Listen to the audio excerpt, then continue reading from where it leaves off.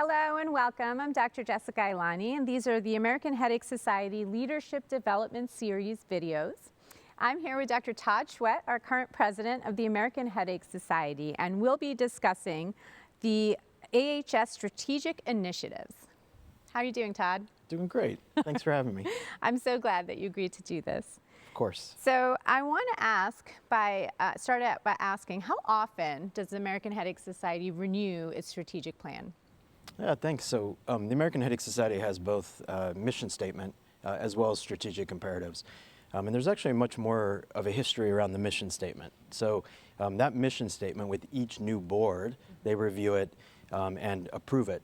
Now it's up to the board whether or not they actually make revisions to it before they approve it. The strategic imperatives, again, doesn't have that same history, and so it's really up to the board as to whether or not they adhere to a strategic imperative document and whether or not they revise it. Now, of course, we decided just recently to revise both the mission statement as well as the strategic imperatives. How important do you think a strategic plan is in general to a board? Oh, I mean, I personally think it's essential. I really do. So, you know, we have so many activities that we're doing in the AHS and so many great ideas, but it's really important that we're all working towards the same mission, right? And so the process of working on the mission statement, working on the strategic imperatives, it brings everybody together. You know, it allows us to really make group decisions about where we want to go and make sure everybody's moving in the same direction. Yeah. So walk me through, how did this strategic plan come together? How was it created? Yeah, well, so there was an existing strategic imperative document. So that was developed during Dr. Kathleen DeGree's presidency. So I guess that was like 6 or 7 years ago. So we started from there. And then the board and the exec really just communicated about it, made revisions, and we had multiple rounds of going back and forth. And then we ultimately agreed upon it. Now there is a whole nother step though. So the strategic imperatives are really kind of like your ultimate goals, how you're going to reach your mission. But you also have to figure out how are you going to reach your strategic imperatives. And so there was a whole nother step that we're just coming to completion on, which is that we reached out to multiple committees in the AHS and had them propose like individual projects and milestones. So how are we going to get to achieving our imperatives?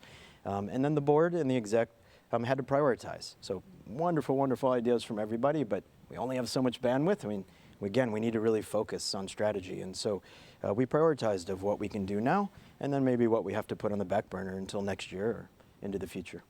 Yeah, I have to say, being a part of this entire process, it was a challenge to have to really, as a committee person, to force yourself and think as, you know, where do we think this society is going in the next 5 to 10 years?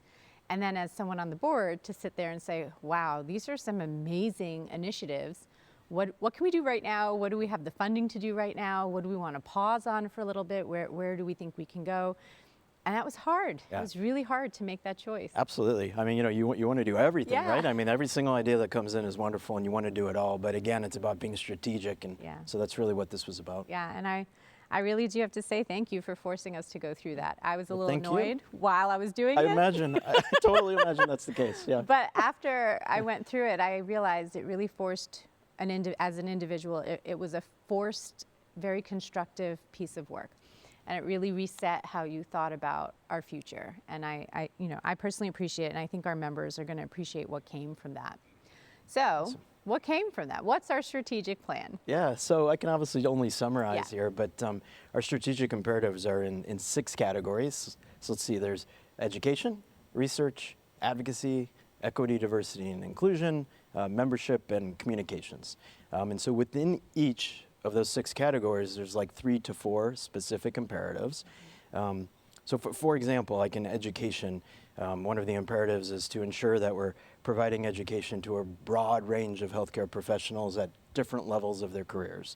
Right. In research, for example, one of them is to continue to support research and the dissemination of scientific findings. So you can see these are like kind of high level goals, and that's where, of course, then we needed to figure out how we're going to get there. Yeah. If a member wants to know more, where can they go to read about all of the initiatives? Yeah, so they're completely available. So they're currently on our website at AmericanHeadacheSociety.org. They're actually publicly available. I believe it's on the About page, you know, on the AHS website. Yeah. All right, so you're not new to making initiatives and strategic planning. If you don't mind, if we take a few moments, can you talk a little bit about the research initiatives that we kind of underwent in the last few years, and kind of coming up with a strategic plan on research side as well, which again, I happen to be very lucky to be a part of. It was also a very difficult thinking forward project, but something you're very good at pushing us to do, but again, really resets the thinking and allows us to focus on where the field needs to move. Yeah, thanks for bringing that up. You're making me think I'm going to be labeled like the strategic plan guy or something. That's not a bad label. Maybe it's not. I don't know if you know, but one of my titles is co-chair of strategic planning at my own institute. I see. Okay. You're in very good company here. Well, I aspire to such such titles.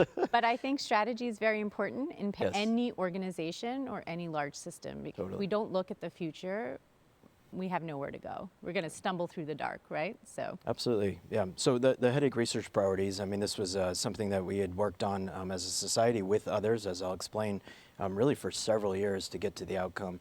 But the American Headache Society led this, which is something we should all be proud of. And we worked very closely with the NINDS, so a part of the NIH, as well as the International Headache Society. And then we had a really large multi-stakeholder international group. And that included, scientists, clinicians, patients, representatives from advocacy organizations. There was a very long public comment period to get comments from, anybody that wanted to comment. And so, the goal there and the outcome is that we now have this document that really points out those areas that we think should be areas of focus in headache research in the next 10 years. So it's a bit of a guide, if you will. And, we hope many things come of it. At least what should come of it is that, if you're going to submit a grant application or you're going to submit your manuscript and you can say that your topic is helping to address one of these priorities, that's got to be helpful. I mean, it's got to, in my opinion, help with the reviewers to see the importance of your study.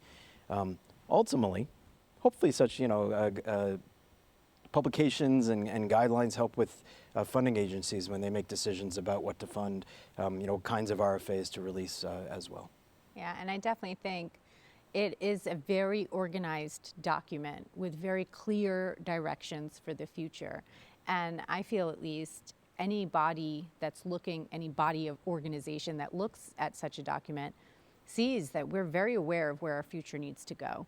And I feel like you see that, and it's really hard to walk away and say, we're not going to fund this group of disorders, because clearly there's a need and there's a lot of work they want to do. Absolutely, Yeah, and really helps. we absolutely see that need when we release our own RFAs through the American Headache Society, and the huge numbers of people that apply for these opportunities. So a lot of people out there ready to do the work. Yeah. And absolutely. Definitely an exciting time.